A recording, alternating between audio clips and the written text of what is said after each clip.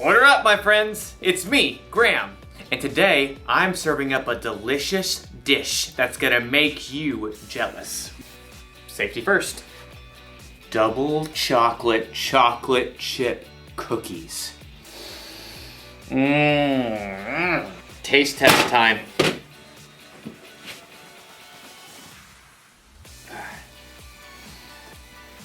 I'm just kidding.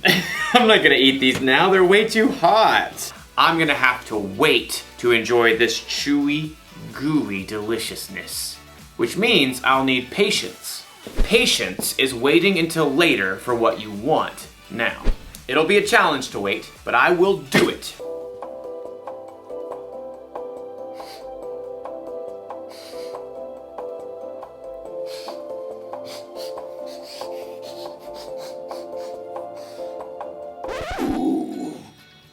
Do you smell that?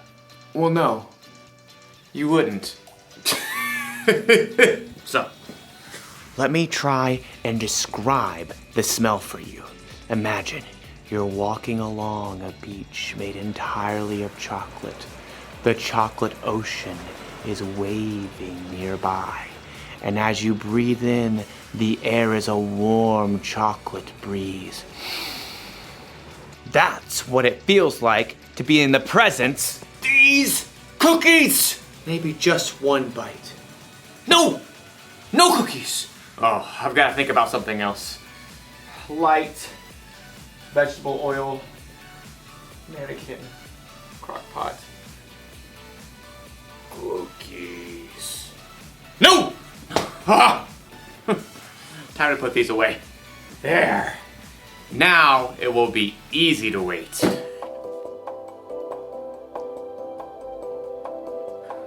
I can still smell them. In today's story, we'll hear about a group of people who are finding it very hard to wait. And they knew better. I'll be here when you get back. The Bible. It's 66 books of history, stories, letters, and poetry that fit together to form God's one big story. The epic adventure of how He created us and loves us so much that He made a way to rescue us.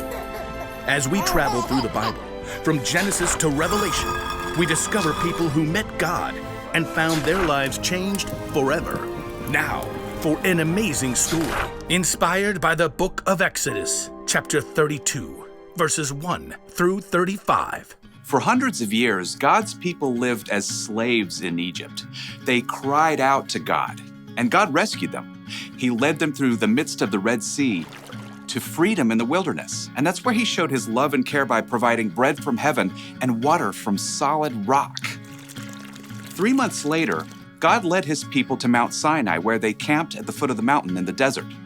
Moses was called to by God from the mountain. Say to my people, the Israelites, you have seen for yourselves what I did to Egypt. You saw how I carried you on the wings of eagles and brought you to myself. Now obey me completely. If you do, then out of all the nations, you will be my special treasure. Moses shared God's word with the people. We will do everything the Lord has said. God called Moses to meet with Him on the mountaintop. Moses spoke to the elders of the Israelites before he left.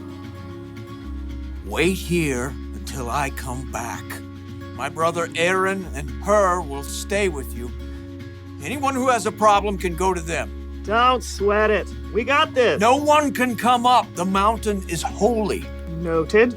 I'll see you soon-ish. Have fun storming the mountain.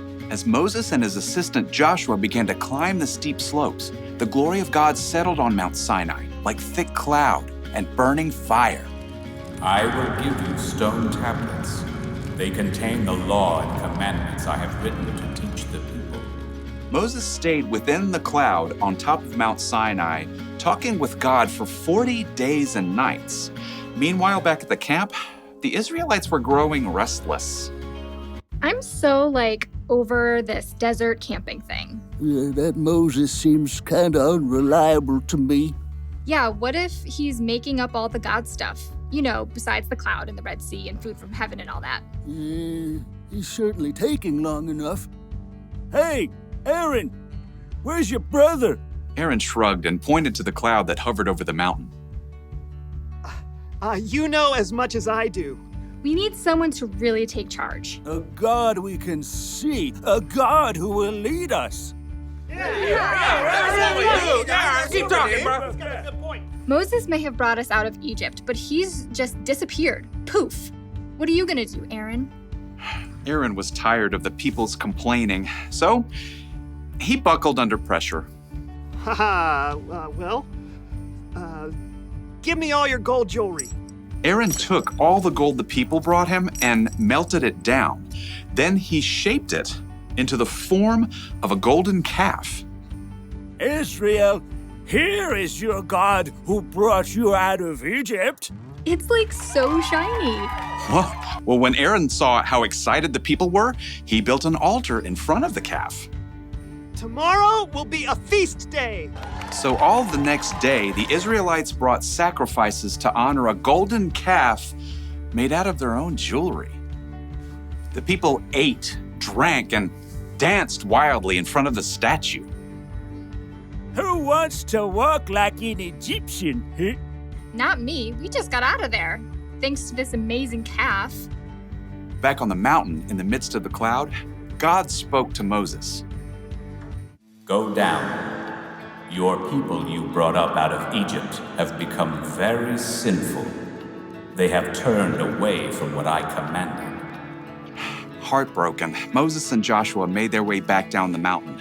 Moses carried 2 heavy stone tablets covered with the laws God had given. The 2 men stopped in their tracks. Wait, is that the sound of war? It's not the sound of winning or losing. That's singing. Moses and Joshua picked up their pace, scrambling down the mountainside. As they approached the camp, Moses saw the golden calf. Dazzling in the sunlight, the Israelites danced wildly around it. Inconceivable! Moses was so angry, he took the stone tablets and hurled them to the ground. Stop! Stop this at once!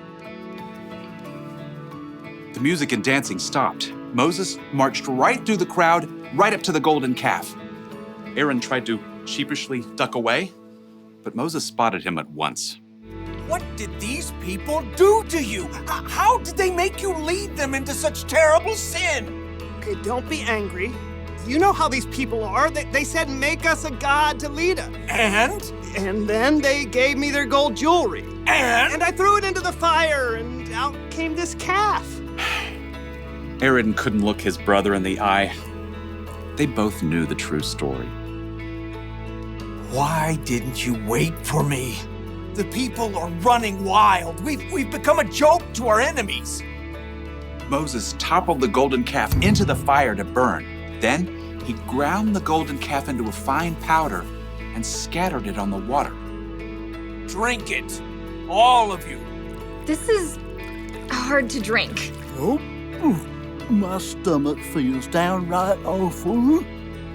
God helped his people over and over, but when they had to wait, they forgot his goodness. They chose their own way, and the consequences weren't so golden.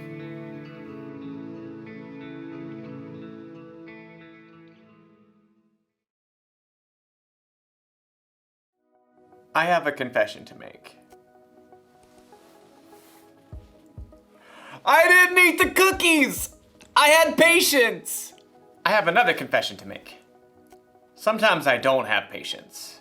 No, sometimes I'm more like the Israelites in the story.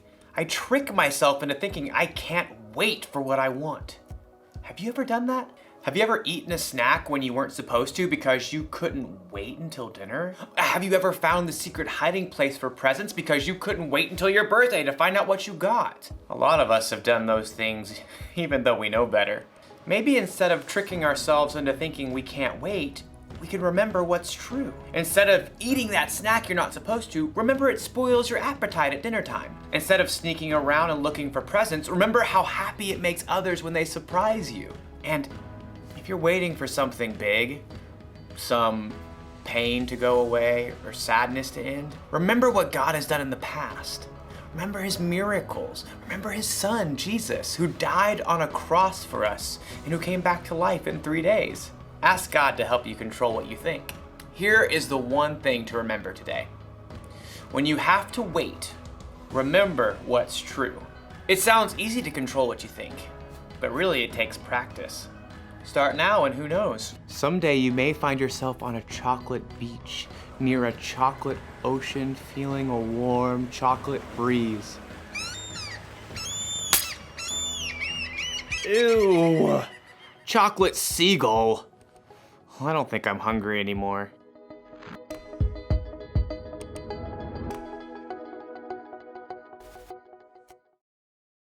Hey you guys, I'm so happy you are back here watching Kids Church this morning. Today, you guys heard about the story of Moses and the golden calf. I'm just going to summarize it quick for you guys. But before I do, I want to remind you guys of the bottom line today. When you have to wait, remember what is true.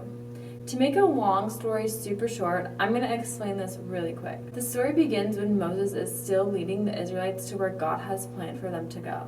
And right before this, Moses had just led the people out of Egypt and parted and crossed the Red Sea.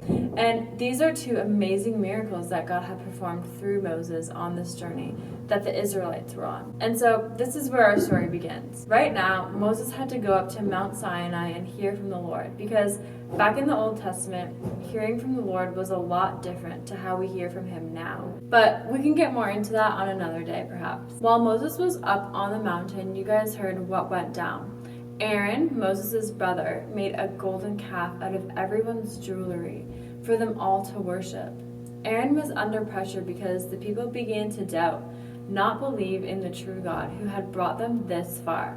And you guys heard how it ended, and it did not end so well. The moral of the story, the part that I really want to highlight today, is how the Israelites forgot what God had done for them. They did not remember what was true for in their time of waiting for Moses to come back down from the mountain. They went on their own way and became very sinful in the acts they committed. Now, remember, God had just freed them from Egypt and brought them through the Red Sea that Moses parted, and they still doubted God.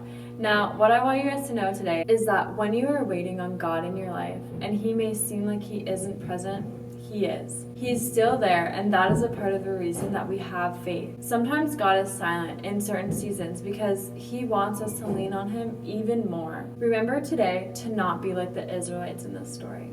When you have to wait, remember what is true.